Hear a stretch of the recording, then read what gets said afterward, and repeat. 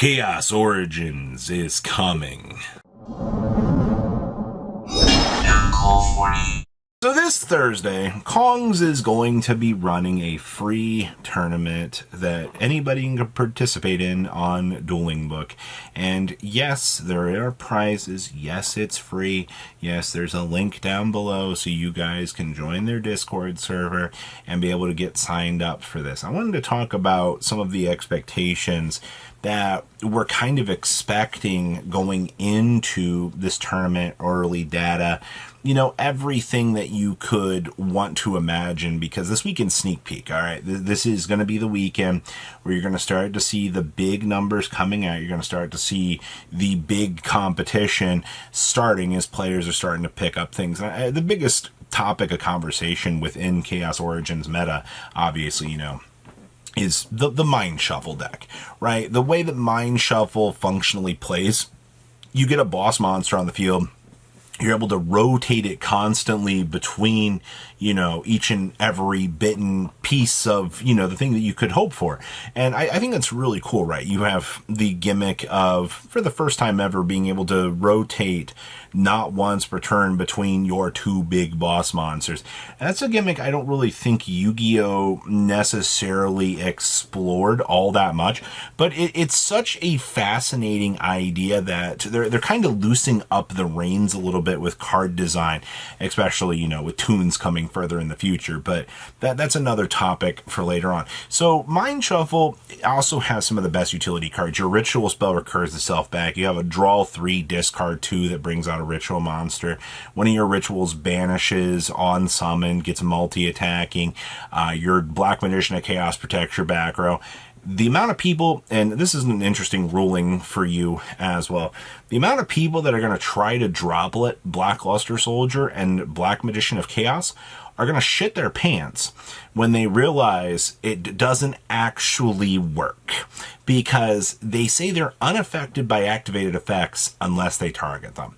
Unfortunately for them, dear old Forbidden Droplet does not target. It actually does its thing on resolution. So that's a little patch up for you guys here that are going to be playing into this. Because when I was playtesting this deck, that was one of the biggest things that people would just, I really want to say, just walk into. You know, they would try to resolve a Droplet against a Black Magician of Chaos, and they were just like, why is it not resolving? And it actually is not able to, because it's fun. I mean, obviously, you can just go to something else. But, hey, you know, Yu-Gi-Oh! Players want to make bad decisions in terms of play, or they weren't aware, you know. Now you're aware. So the new big bad deck in town still has a chance to do things. Which brings us to, you know, Angelechy. I think, and honestly, this deck is the biggest wild card within the format. And it's crazy to say that, right?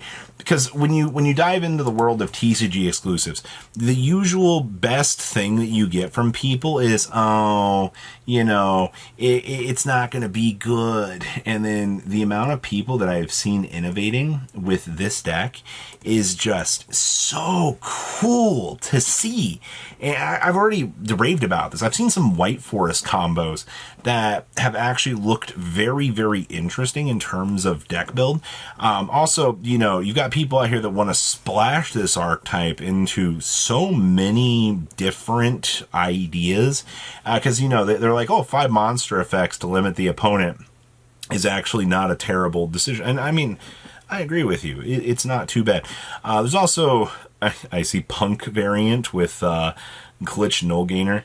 If you want to talk about a secret card in the set that might actually break things, Glitch Null Gainer will probably eventually become a problem. But I don't think, judging with what we have been given right now, I don't fully imagine that we're going to see anything really too exciting with that. But the truth be told, with this archetype, I mean, can we build it into stun? I mean, there's the idea of, you know, you have the opening to E4 and you're able to bring out all these different monsters and basically, you know, put your opponent underneath a limiting effect. You know, you've also, I've seen the idea of building it in with, you know, Elf Note and things too. The world is your oyster with Angelechy. And that is really, really cool. And I think once we started to see some early tournament data here and how this is going to shape up, I expect this to be a pretty big challenger, honestly. Within the core set as well, we do have Sacred Beast. I know a few people that have played the Sacred Beast deck. We played around with the Sacred Beast deck a little bit. The way that the deck works is if your opponent doesn't have any respect for the field spell, they're probably going to lose the game. If your field spell gets ogred, you're probably going to lose the game. That's where Farah, one of the other funny cards within the set, comes in. Because being able to combine Farah's with the field spell, remember, Farah has a magical wording on it that says anytime that effect resolves or activates, your opponent's not going to be or chaining onto it. And it's crazy that I can reveal a field spell in my hand and protect the gosh darn thing and have my opponent not be able to do anything with that. And that's such an interesting card design. But also, Sacred Beast, they can regurgitate out a lot of things, and they're able to do some crazy things. Also, the Reproducus line, where you can get a Thunder Dragon Colossus produced onto the field. I mean, you can also turn your your Haman into a Thunder Dragon Colossus, because pitching the Haman from the hand is a thunder monster in the hand who's activating its effect. Isn't that really cool and so awesome that they basically gave you a tool method to be able to, you know, plug this in and work? And obviously it's just that. Also, I mean, the Sacred Beast deck, I think it's got a lot of cool potential, man. If people aren't going to sit here and actually, you know, respect it, they're just going to lose the game. And that's the cool thing. Obviously, you know, going into a tournament like this, Sacred Beast is probably sitting in the rogue spot for sure. But I think you've got a decent amount of hope that players want for this deck, which brings us to Aleister. Aleister is always going to be the one deck in the room that people will fall back on, no matter if it seems good or bad, because that's always going to be the way that Mr. Aleister the Invoker has always functionally worked.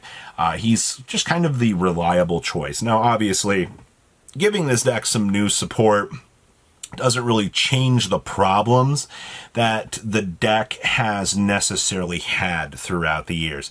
It's just given it a new shiny list of toys to be able to basically be able to get off of the ground and go. And I actually kind of appreciate that. You know, getting a new shine to the deck is actually a pretty nice help. Now, with that being said, though, you know, what do we really expect out of Aleister? I mean, you've cut Makaba, you get some extra deck ripping, you get, you know, the standard control options that I feel like the invoked deck has become very popularized for.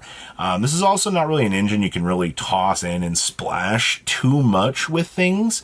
It more or less, if you want the best results, you're probably going to get it as its own pure variant, unless you've got some super secret sauce. But I mean, that's highly possible. And then I wanted to talk about Phantom Knights over here. It's kind of the last little bit and piece to this. Right now, the truth is, I think Phantom Knights, they look cool on paper, but you only got 5 new cards. I know a few people are going to be like, ooh, you know, we can try this. No, I don't think you really want to test Phantom Knights into this meta. If you're expecting to have a good time with it, I mean, you get to do the same board you've always consistently been able to do, but what is it accomplishing at the end? It's just like, oh, hey, you know, we're tossing up some, you know, bits and pieces of the Phantom Knight stuff. We got some Fog Blades up and running. But, you know, what is it actually consistently able to do? And I've just seen more decks outgrind it more so than we've actually seen in a while. But I mean, I think Phantom Knights are a decent rogue challenger going into this. But I mean, that's the thing with Chaos Origins, right? And especially, you know, seeing what this tournament's going to potentially bring to the table and the tone that we're going to see. There's a lot of innovation to be had with, you know, the state that the TCG is in with Chaos Origins. Yes, I know Cool Toon's still the best deck, or close to it, but, you know, Mind Shovel's about to give it a run for its money, and obviously I'm here for that. So guys, please leave a comment down below, tell me what you guys think. Check out the tournament. You guys have a good rest of your day, alright? Patrons! Thank you!